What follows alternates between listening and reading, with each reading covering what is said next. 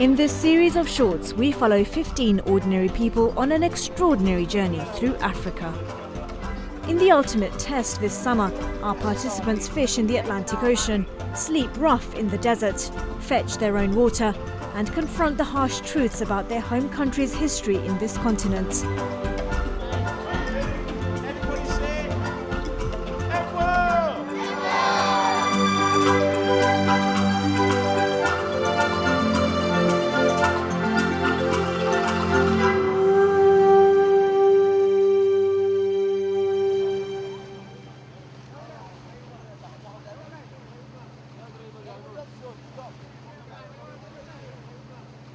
Four and a half nautical miles off the coast of Senegal, our team have joined the local fishermen for their morning catch.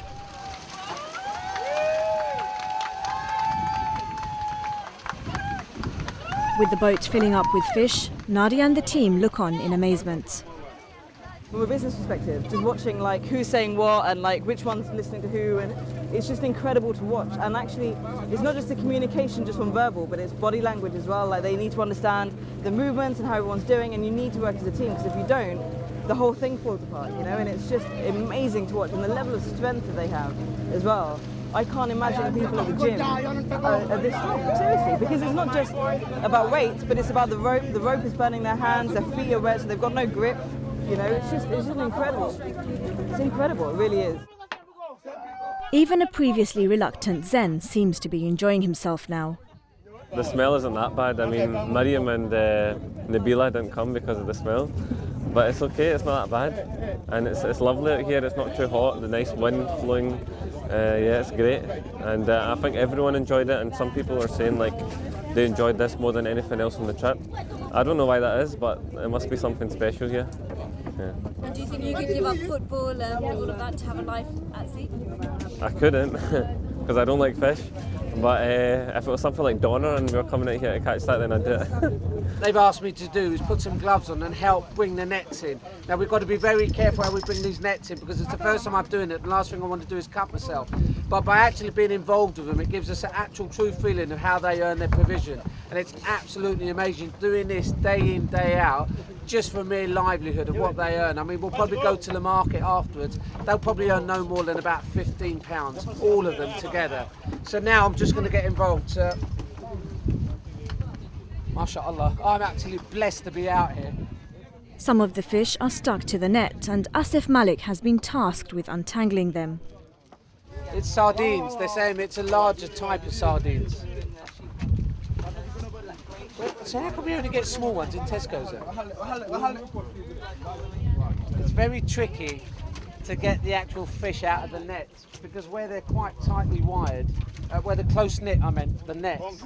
For example here, look, this fish is really caught in the net. So there's a technique of doing it.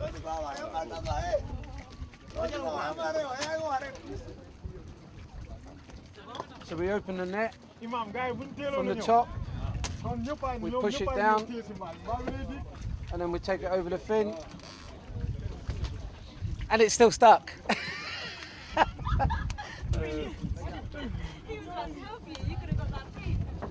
Civil play.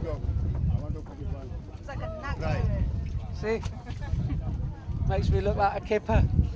When you bring the nets in with the fish, do you then go straight to market? Yes. Straight to the market? Yes. And then the money, is it divided amongst the community? Yes. It is. So everybody gets a wage. Is this right? Okay. So who's the chief? Who's the one responsible? My father. Your father? Ah, that's why you're here.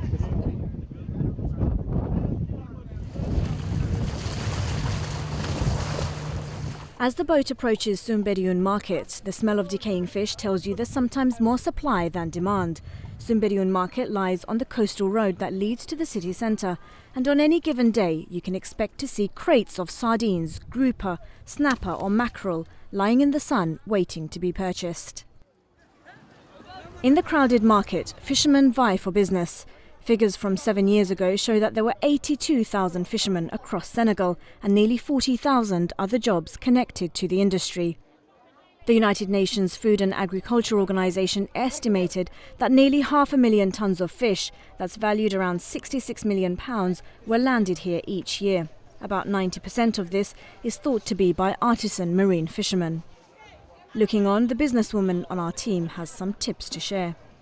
No, this doesn't work the way that it is at the moment, because even if you buy them a bigger boat, they're going to need, so you spend 100 grand on better fishing equipment, whatever, but they're never really going to make their money back by selling it here at wholesale, because you won't have the markup that you need. What they need is something whereby they can either, it's like a transport facility or something where they can actually, a way of adding value to the Part fish. of the proposal is to actually give them a vehicle, Okay. so they can actually make that happen. Okay. So they're mobile and they can look at other opportunities. So then you can take it directly to the consumer market, right, rather than selling it at the harbour. Well, they need to be able to get it to the consumer market, but even adding value to it, so either marinating it or demoting it or something, right? So doing something so that it's different to what's on offer as well, right? And it doesn't cost much to be The able to idea is to marinate. change the mindset, Yeah. empower them, Yeah. and help them to Because develop look, a bit there's further. a whole row of people doing exactly the same thing, right? And if you're going to earn that money back and you're going to earn a business for yourself that's sustainable, then you're going to need to do something much different than what they're currently doing. Sold, I'm afraid. Inshallah. As the team say goodbye to the fishermen, they leave behind the awful smell of Sumberiyun market, but also something just as unpleasant. A woman strolls along the beach among the rotting fish carcasses.